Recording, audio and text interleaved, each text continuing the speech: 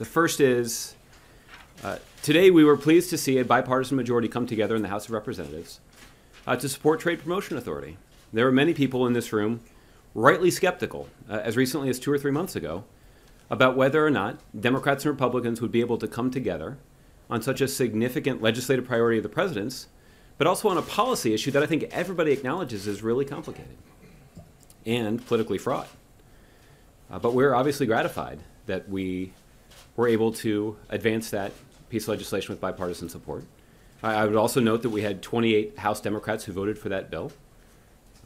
That significantly overperforms expectations. Again, there was a lot of skepticism about how much Democratic support the president would succeed in building. And getting the support of 28 House Democrats is a good sign of the kind of bipartisan majority that the president was seeking to build.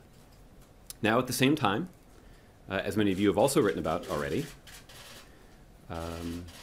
I also feel a little like Yogi Berra. I'm tempted to walk out here and say that it's deja vu all over again. Many of you who are frequent visitors of this briefing room will recall back on May 12th, I walked out here prepared to answer your questions about how the Democratic leader of a body of Congress had handed the president a substantial legislative defeat on a significant policy priority that the president had identified. And I'm walking out here on June 12th, prepared to answer your questions about your perception that the Democratic leader of a body of Congress has handed the president a legislative defeat on a priority. At the time, you recall that I colorfully described the situation as a legislative procedural snafu. And to the surprise of very few, another procedural snafu has emerged. These kinds of entanglements are endemic to the House of Representatives. And I say that as somebody who does not have a lot of experience in watching the floor of the House.